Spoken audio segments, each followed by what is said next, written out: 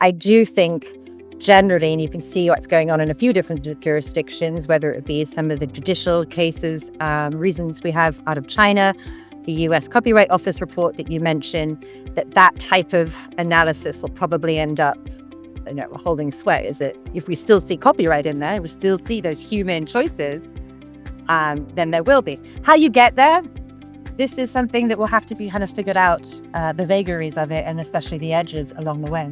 Licensing is a really big word, and right now there's lots and lots, I would say, of innovation going on in terms of different types of licensing. And I would really encourage people to explore all of these. And so you obviously, depending upon your market power, you may be able to do some kind of direct licensing because you have a repertoire that is large enough to be useful in some context individually. There are people kind of coming together and pooling together like or similar types of publishers into libraries, and I think that could be an option for allowing licensing to happen. And there's also a lot happening on the collective management side. So these are territorial licensing systems, licensing bodies.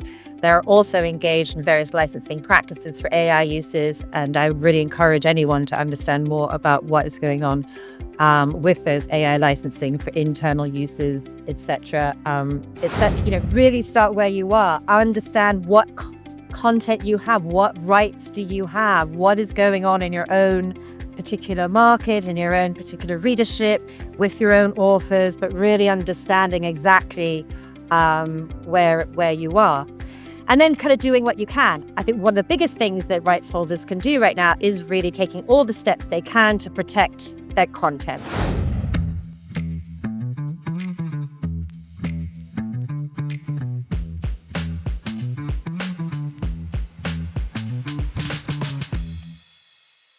Hey everyone, and welcome back to the Publisherspeak podcast. I'm your host, Sowmya.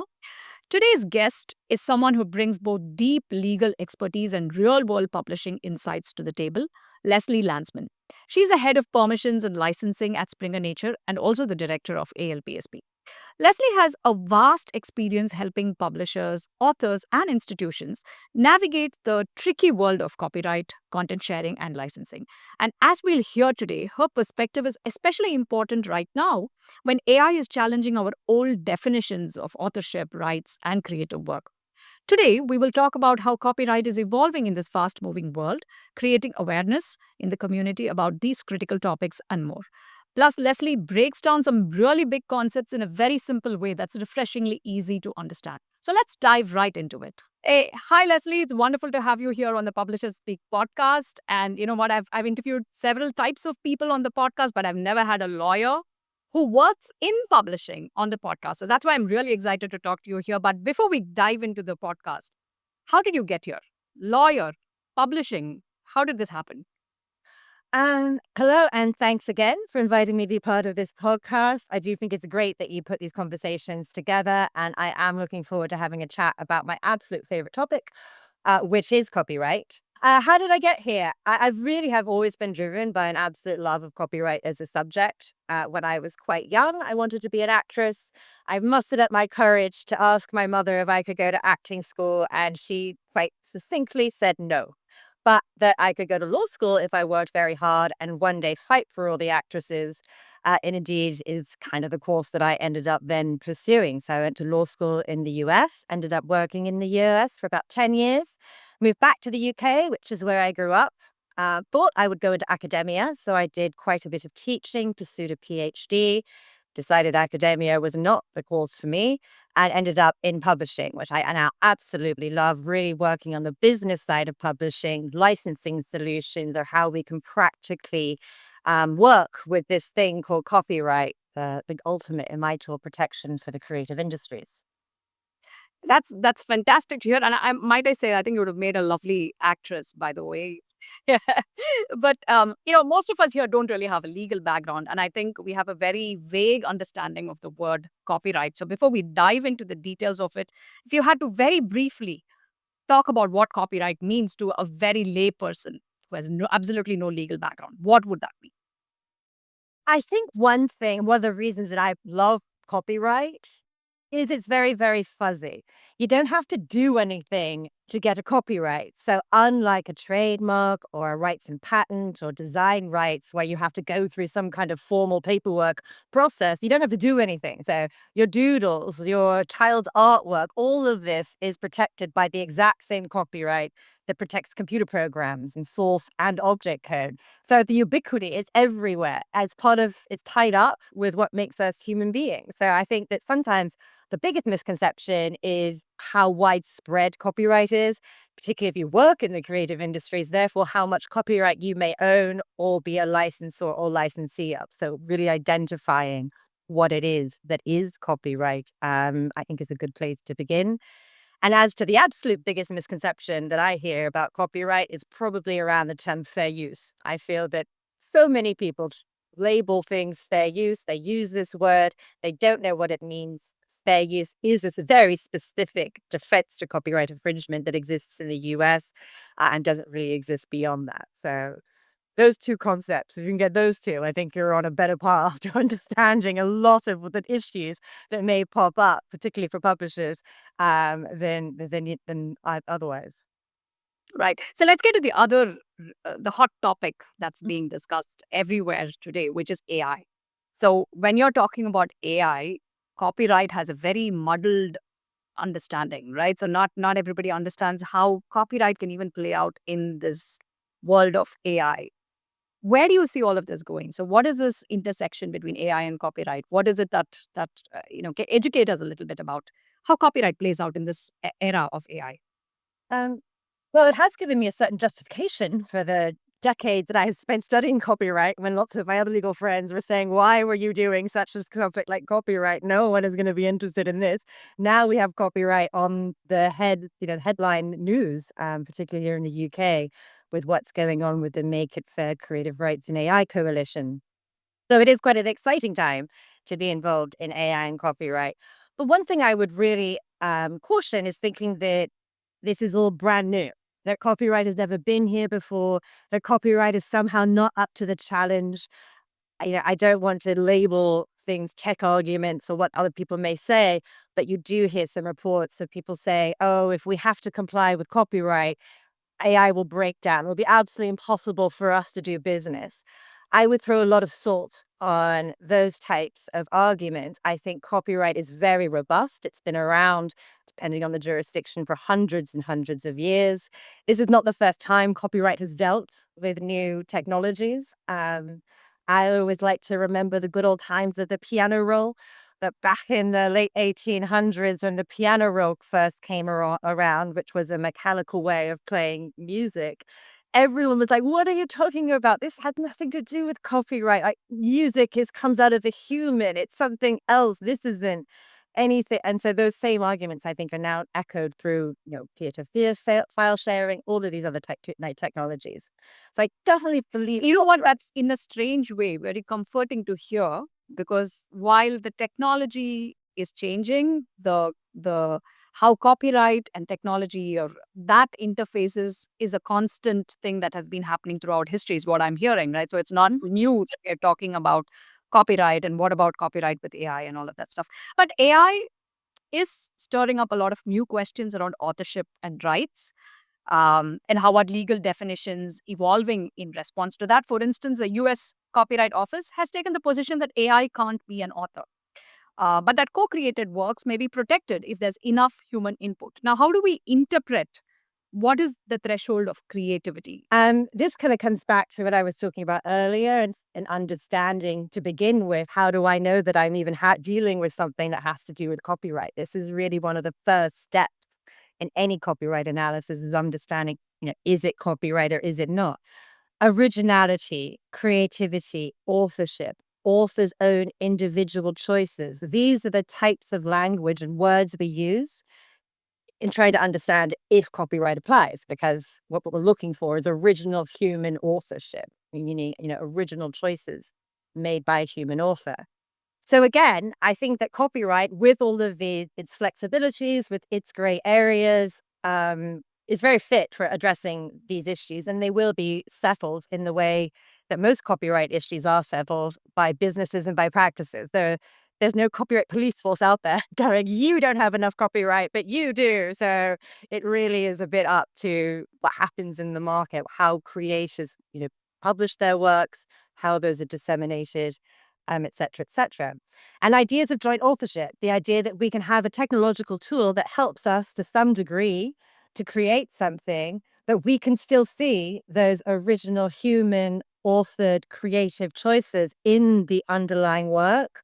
That will still be the test for whether or not something is copyright protected or not. So I do think generally, and you can see what's going on in a few different jurisdictions, whether it be some of the judicial cases, reasons we have out of China, the US Copyright Office report that you mentioned, that type of analysis will probably end up holding sway. Is that if we still see copyright in there, we still see those human choices, then there will be. How you get there, this is something that will have to be kind of figured out, the vagaries of it, and especially the edges along the way. Yeah, so there's a lot that we need to sort of figure out along the way. Um, but let me ask you this question. Actually, I was reading a news article just this morning about the Nvidia CEO was talking about with this whole thing about will AI take away jobs, but he was talking about AI will not take away jobs, but humans will have to consider other human beings who are able to use AI to their advantage. So the people are going to become much more supercharged.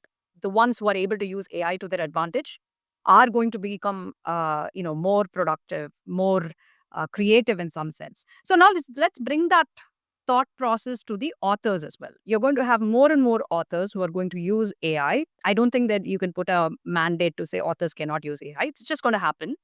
So as publishers or as authors, what is your take on authors using AI for producing their content from a very copyright sort of a perspective? And well, I would also expand this. It's not just authors. Every single person and every single company throughout your organization is going to be using AI either through tools that you support them through with training, explanations, or just on their own. The genie is out of the bottle. We can't put it back in and pretend that the great scrape didn't happen, that we are not where we are. And there's lots of things, obviously, for judicial courts to figure out about what has already happened. So going forward, I really think that we do have to realize that even if you are a rights holder, you are also an AI user. And so how do you incorporate AI to the best to make whatever your product is, whatever it is that you're publishing, the best it can be. And for authors in particular, I think that there can be tremendous assistance, easier translations, particularly depending on your discipline. It might make it easier to do certain checkings on whatever it is that you may have published. So let's bring the spotlight back onto the publishers, right? So if publishers have to communicate or to talk to their authors about rights, permissions, copyrights and things like that, do you what would your recommendations be to make sure that that communication is quite clear and it's very easy and effective for authors to understand what all these terms really mean? I think that is a big challenge everywhere. I think even if you look at the words being used in AI, artificial intelligence isn't really intelligence. I thought it was quite interesting, the paper that was published by Apple this week, really challenging some of the assumptions of what some of the other AI engines can do. So there's lots of, I think, confusing language in all of this. But I think it really helps us to understand exactly who it is you're trying to communicate with and what their unique concerns and issues may be. So authors are going to have obviously some very different types of concerns, particularly when it comes to citation, than if you're not an author that you are. And there's lots of different opinions within that. There's many authors who very much want to ensure that if their work is going to be reused in AI context, it's clearly being looped back into the original so it can be transparent and clear as to where that content come from. Other authors are so concerned about miscommunication or how their work is going to be used that they really are not interested in that fine levels of attribution. So I think that there's really that kind of understanding what it is that your different audiences and your different stakeholder community groups what their concerns are, and then what kinds of policies and rights policies will be needed in order to try to address, at least, understand and hopefully therefore come up with solutions. Which obviously I do work in licensing. I think will ultimately be licensing. I do think in the future, a lot of this will be able to dealt with through clear licensing agreements where people do understand exactly what is happening to their content, how it may be used, the ethical boundaries or safeguards that may be put in place against any AI reuse, et cetera, et cetera. But, with the rise of AI bots and agents which are scraping content, I'm actually very confused, to be honest, about how licensing models will even apply in this particular case, right? So where are these boundaries? Uh, how do you even put these boundaries? And that's something that I've not been able to wrap my head around at all. Yeah, licensing is a really big word. And right now, there's lots and lots, I would say, of innovation going on in terms of different types of licensing. And I would really encourage people to explore all of these. And so, you obviously, depending upon your market power, you may be able to do some kind of direct licensing because you have a repertoire that is large enough to be useful in some context individually. There are people going to coming together and pooling together like or similar types of publishers into libraries, and I think that could be an option for allowing licensing to happen.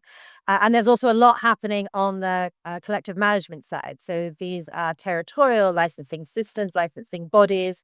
They're also engaged in various licensing practices for AI uses. And I really encourage anyone to understand more about what is going on with those AI licensing for internal uses, et cetera, et cetera. So I do think licensing has a lot of options out there, but you do have to get people to want to come to license. And right now we started a bit of a place, as you mentioned, where bots are everywhere. Things are happening. There's a lot of still taking, it feels, I think, particularly to rights holders, that is not being licensed, is not being permitted.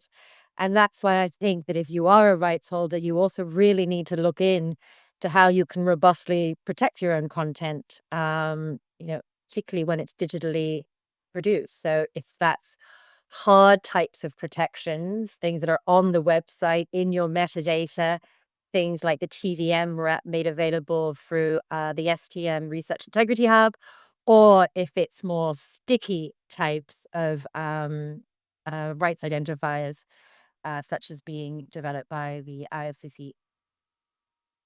So what I'm hearing is that as AI technology evolves, the licensing also needs to start evolving in order to handle the various scenarios that need to come out about this. There's a lot of innovations that are coming out, is what I'm hearing, as well as there has to be a roadmap for how the content is licensed and it is being used, and all of that stuff as well.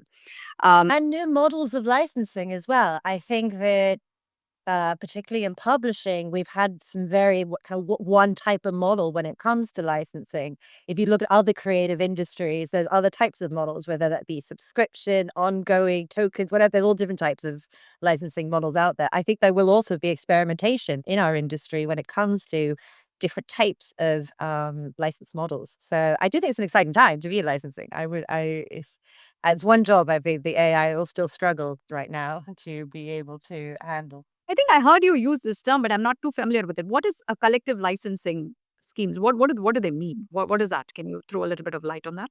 So, collective management organizations are national organizations, and there's usually one or more than one for various types of creative work. So, here in the UK, we have the CLA, the Copyright Licensing Agency, which protects published works in particular. And they usually operate with some type of statutory underpinning, and they operate differently depending upon what country you're in. And they cover things like internal reuses of copyrighted content. So if you want to forward emails or forward articles within your company, things like this. They might also cover school reuses of copyrighted content in schools, lots of different types of areas where it really would be impossible for licensors to directly license each reuse. We're not going to license every time somebody wants to photocopy a few pages in a library, for instance. That's not really going to be directly licensed. So that's really where collective management steps in. And they are also now really also experimenting. So there's a few different types of AI collective management licensing options out there right now from the different territories. And this is really something that you can both participate in and also perhaps learn more about for your own organization. So I would encourage you to check that out. Yeah, certainly. I think that's something new that I learned today. On the Publisherspeak UK, and thank you once again for being a panelist on the Publisherspeak UK. And the panel was called AI and I, and you actually you had a very interesting perspective there that I wanted to kind of like bring back into this conversation. You said that hallucinations in AI, which everybody seems to be very worried about, you said that is not really a glitch, but that's a feature, or that's it's part of its functions. So tell me a little bit more about it, because usually everyone's so worried, and they talk about AI hallucination as if it's a bad thing. But you were the only person that I heard so far who talked about it as it's a feature. Come on. Um, it is. I don't think that means that we don't try to minimize its impact or try to understand what's happening. But to say that we're ever going to get rid of hallucinations, then we're not working with an AI system then. Just as if you have, 20 people in a room and you ask, oh, is it too hot or too cold? You will probably have 20 different responses as to what the weather is like within that room. Although objectively, there is only one temperature that the internal room weather may be. This is like what it is. AI is like. It wants to give you and only you your own unique answer, as opposed to someone else. And all of that, matching and reproducing, it will come up with things because it's not going to say nothing. You're never going to type a question in to any of these systems and it's just not going to reply and say, yo, you got me. I don't know what to say to that one. So I think we have to understand more about how these systems work, what it is that they really do, and how they function. Another big misconception I hear is that you can only build AI using everything everywhere all at the same time. And this is the only successful types of models that are being developed.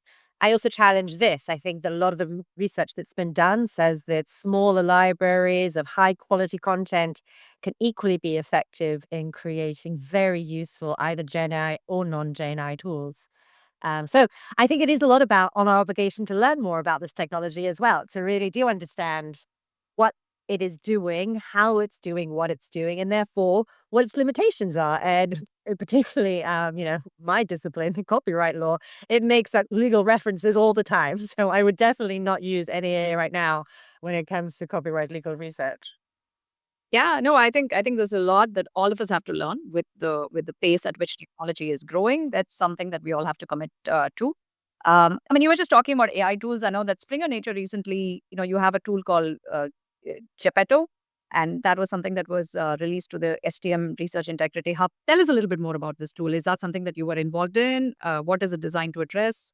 Yeah, I wasn't really involved in this, but I am. I really think that copyright goes in hand with research integrity. That copyright is one of the tools in helping to protect the quality of what it is that is published and the author's voice in that.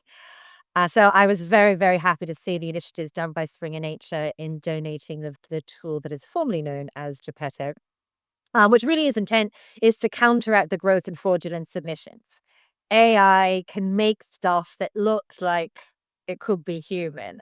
And this has become a huge problem, particularly for research academic publishers. So this tool, really kind of tries to identify fake content and harness kind of pattern recognition tools, which really is what AI is fantastic at. It is amazing at recognizing patterns and then apply that to any particular text. It's free to use for all publishers, and hopefully will really help the industry to counteract, which right now really does seem to be just an avalanche of problems when it comes to research integrity issues, and many times amplified, if not created, by AI. So let's look ahead. If Since most of our listeners are from the publishing industry, what do you think is the one action that publishers and authors can take today in this world of complications with AI, and the enhancements that are happening with the copyright and things like that? What would your recommendations be to take some concrete steps now? I've always liked the saying, start where you are, use what you have, and do what you can. I think that this has usually been a good framework to solving most of my own problems in life. And I think that it is a good way of answering this question. So, really start where you are. Understand what content you have, what rights do you have, what is going on in your own particular market, in your own particular readership, with your own authors, but really understanding exactly where you are. And then kind of doing what you can. I think one of the biggest things that rights holders can do right now is really taking all the steps they can to protect their content. So in the EU, we have Article 3 and Article 4 of the Digital Single Market Directive, which has what's called text and data mining carve-outs, which allows for text and data mining on content for commercial and non-commercial uses. And if you don't want your content to be text and data mined, you have to opt out. So you've got to say something either through hard opt out on your web page saying, I do not want this to be my text and data mined by these specific rulers, or however you decide to explain yourself, your policy, or through sticky types of opt outs, which are now currently being developed. So I think that's one of the first steps that you really should take. And then obviously it's kind of, moving forward and seeing where you can go. I think it's important not to undervalue the worth of the creative works, particularly published works. When it comes to AI uses, we really have the food that AI needs, and AI is only going to develop, I think, responsibly and helpfully if it is developed alongside humans. And that means that we are monitoring what goes into it. AI is not being trained on all these pirated websites. It's not, being trained on all this garbage, but really working in tandem and hand in hand with the publishing industry in its development. So things you can do to try to bolster this, engagement, I think would also obviously be something that I would advocate for. And what are you most excited about when you think about the future of publishing, rights management, copyright? What excites you? What excites me? I mean, I think perhaps it's just because you caught me on a Thursday and, tomorrow's Friday. So I am in a more positive mood than if we were recording this on a Monday. But I do feel quite positive. I have a deep uh, trust in the copyright system to solve these complicated human problems between people wanting to do things with other people's stuff. This is something that copyright has helped us to navigate before, and I still believe in this. And I think the AI technologies really will flourish, and they will allow for new uses of created content to be disseminated. It will allow for people to engage with created content and published content in ways that we probably can't even imagine now. But in 10 years' time, they're going to see, yes, that's of course, that's the way that I read my whatever it is through some type of interface, wh- whatever that may be. So the creativity involved, and the reason again that I am involved in copyright is because of my deep love for wanting to fight for the creative people in the world. So the possibilities for creativity and technology to really harmonize and amplify each other as something that I think is a real positive right now, something I'm looking forward to. I think that's a wonderful positive note to end the podcast. So, because usually we are all worried about what AI can do to publishing and what is and all of that stuff. But I think I hear you. I think there's a lot to be optimistic about because every issue that you think is an issue is actually opening a door for a wonderful set of opportunities that has just not been discovered so far. So, thank you once again, Leslie. It was wonderful to have you on this podcast. I certainly learned a lot. I don't think I've said the word copyright so many times in minute period. We learn. Welcome to my world. It is a wonderful place to be. No, thank you very much for having me here. It has been really lovely to have a chat with you. All right. Thank you so much, Leslie. Have a Thank wonderful. you. Bye bye. That brings us to the end of this episode of the Publisherspeak podcast. Thank you so much for listening in. I want to thank Leslie for such an insightful and thoughtful conversation. I loved how she helped unpack complex topics like copyright and AI with so much clarity and practicality. If you enjoyed this episode, please consider subscribing, leaving a review, or sharing it with someone else in your network who'd enjoy it too. And as always, we'll be back with some more voices from across the publishing world. Until next time,